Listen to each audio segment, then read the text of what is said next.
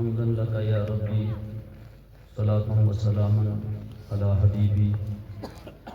وعلى آله وصحبه أجمعين أما بعد فأعوذ بالله من الشيطان الرجيم بسم الله الرحمن الرحيم يا بني أقم الصلاة إلى آخر الآية آمنت بالله صدق الله العظيم قال الله جل وعلا في شان حبيبه سيدنا محمد صلى الله عليه وآله وصحبه وبارك وسلم مخبرا وآمرا إن الله وملائكته يصلون على النبي يا أيها الذين آمنوا صلوا عليه وسلموا تسليما نغمة درود پاک اللهم صل وسلم على سيدنا ومولانا محمد وعلى آله وصحبه وبارك وسلم الصلاة والسلام عليك يا سيدي يا رسول الله وعلى آلك وصحابك يا سيدي يا حبيب الله واجب القدر والاحترام حضور قبلہ شہزادہ پیر پٹھان حافظ خواجہ عبدالمناف سلیمانی و دیگر شہزادگان و رفقاء و خلفاء و احباب السلام علیکم ورحمۃ اللہ وبرکاتہ۔ بعد حمد و ثنا انتہائی قابل احترام اہل علاقہ آپ دے گوشت گزار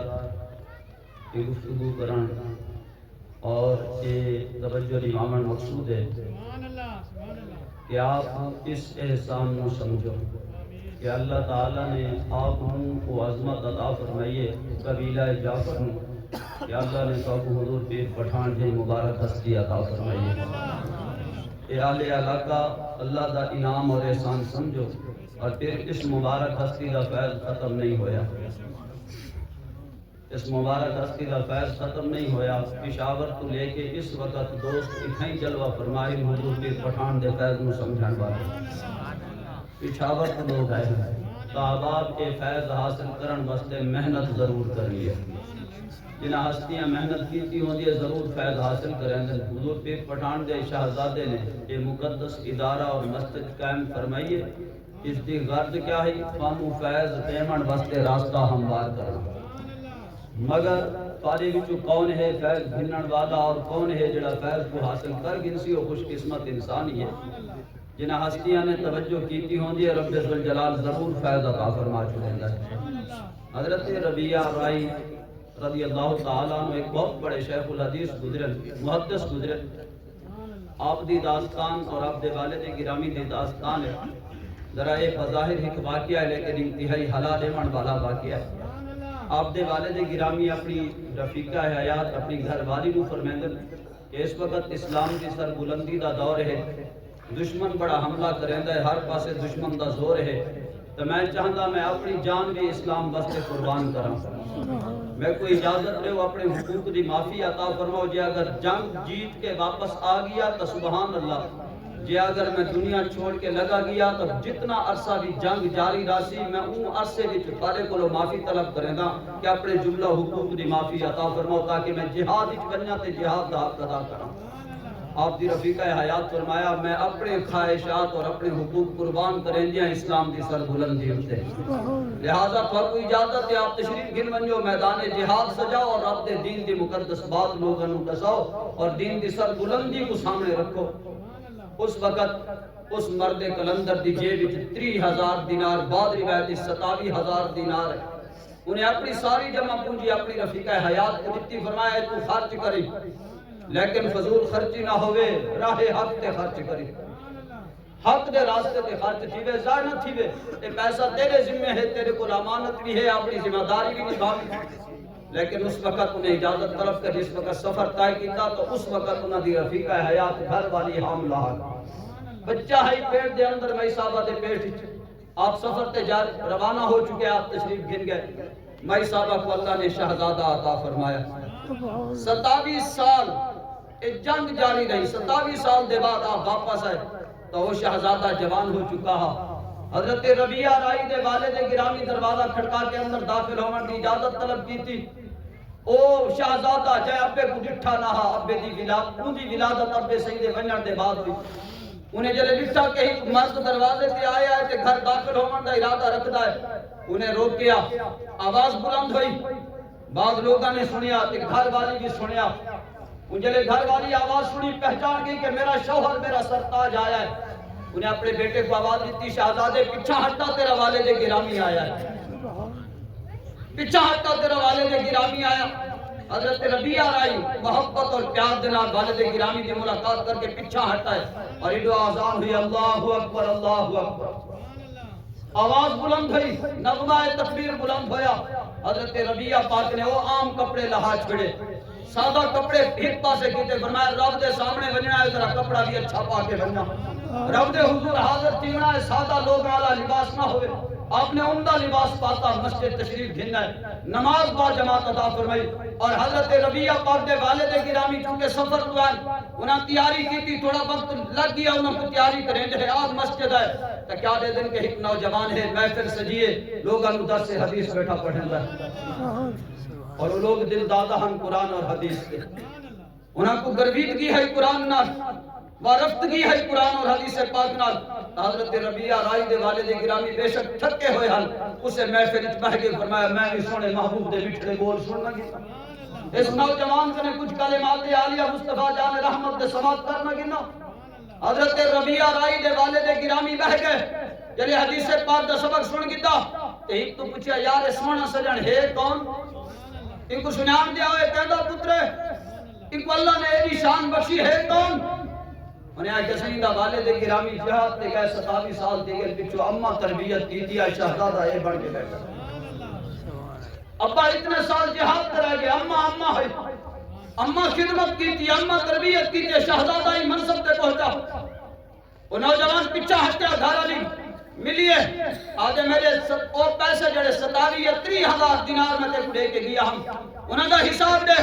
میں صحابہ فرمایا کہ میرا سرتاج مسجد گیا ہمیں جی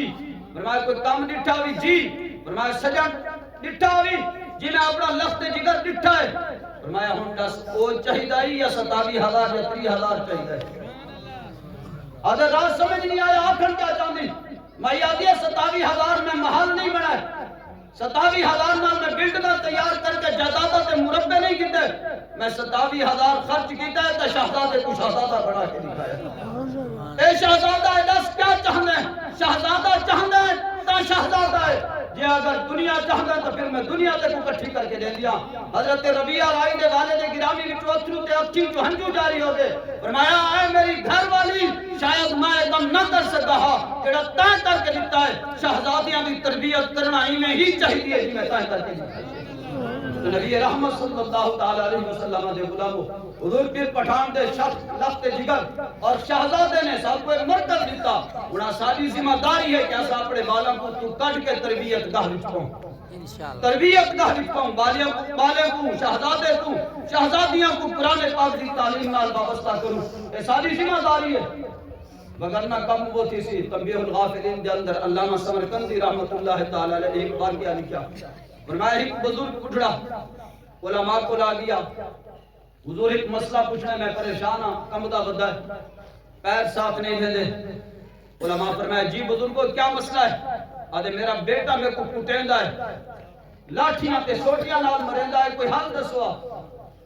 علماء کرام فرمایا بابا جی اے دسو تو سا اپنے بال دی تربیت کی ہے ان کو کیا تعلیم دیتی ہے کہ میں تو کوئی تعلیم نہیں تھی فرمایا قرآن پاک سونا کہاں نہیں پڑھا کیوں